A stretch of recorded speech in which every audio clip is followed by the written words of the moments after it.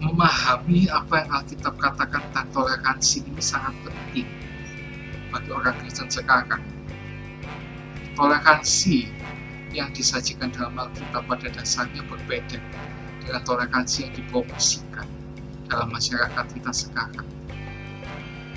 Sementara dunia mengajukan toleransi tanpa menuntut, yang menuntut tanpa berhakiman, beriman semua gaya hidup dan pendapat sebagai valid.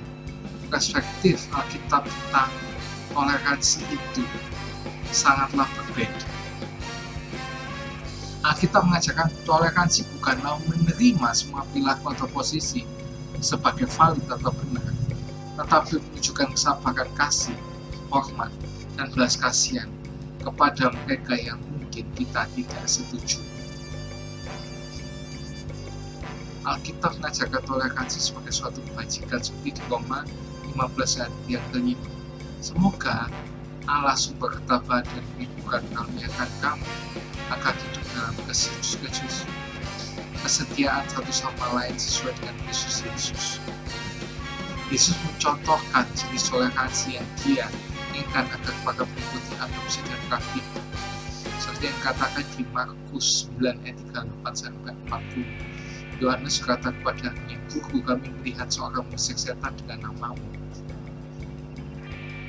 dan kami berusaha menghentikannya karena ia tidak mengikuti kamu." Tapi Yesus berkata, "Jangan hentikan dia, karena tidak seorang pun yang bakal kerjaan besar dalam namaku dapat segera sesudah itu menjelek-jelekan aku. Sebab siapa tidak melawan kita, itu berada di pihak kita."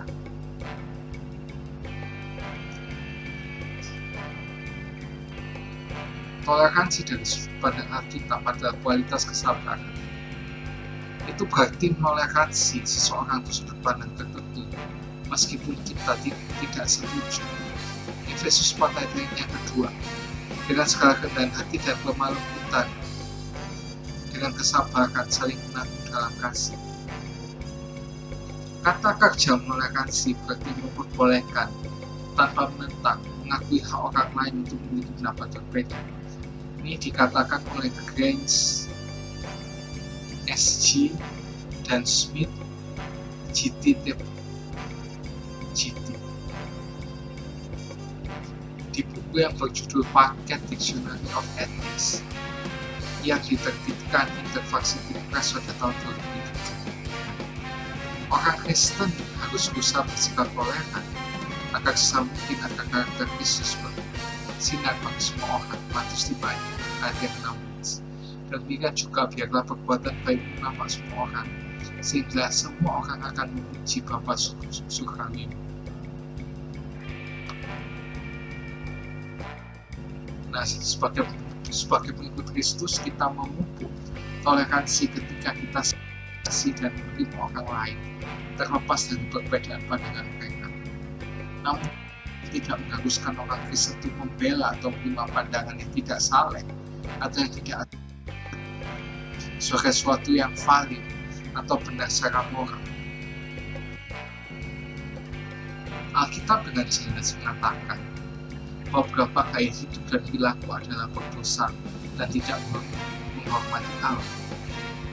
Sebagai seorang percaya yang setia, yang ingin menyenangkan Tuhan dan temannya, akan memprioritaskan, mempertahankan dan membela kebenaran, bahkan jika keyakinannya bertentangan dengan harapan masyarakat akan toleransi.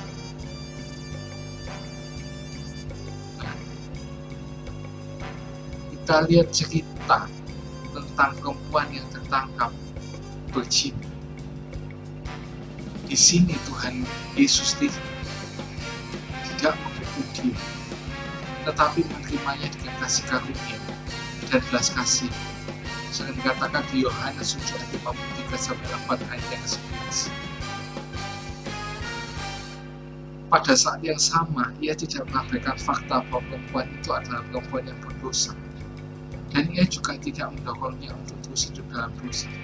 Sebaliknya, Kristus dengan jujur menanggapi kebutuhannya, menawarkan pengampunan dan penyucian. Yesus menyuruh perempuan itu untuk menjalankan kehidupan berdosa dan berjalan dengan kehidupan baru yang kudus. Seorang Kristen dapat berinteraksi dengan damai dan lembut dengan orang berdosa dan bersikap toleran terhadap mereka sebesar mungkin. Namun, mereka tidak boleh menyebut perilaku berdosa sebagai dosa, dan ia tidak boleh melakukan siapapun untuk menjalani itu berdosa. Toleransi dipuji dalam tubuh Kristus. Rasul Paulus menulis dalam Roma 14 ayat 1, terimalah semua orang percaya yang lemah imannya dan janganlah berdebat dengan mereka tetap tentang apa yang mereka anggap benar atau salah. Toleransi juga harus ditetapkan urusan dan orang yang percaya yang imannya belum dewasa dan imannya daripada menghakimi mereka dan mengutuk mereka karena kelemahan mereka, kita seharusnya mendampingi saudara-saudari yang lemah itu untuk menghakimi mereka. Kita harus hidup sedemikian rupa sehingga kita tidak pernah menyebabkan sesama orang percaya tersandung atau jatuh.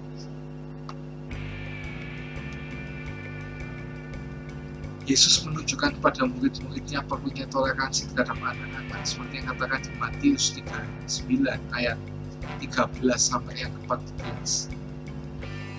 Yang dikatakan, lalu anak-anak dibawa kepadanya supaya ia meletakkan tangan di atas mereka dan berdoa. Murid-murid melakukan hal itu, tapi Yesus berkata, biarkanlah anak-anak kecil datang padaku dan janganlah menghalangi mereka, karena kerajaan surga adalah di orang seperti mereka. Dan ketika melayani satu sama lain,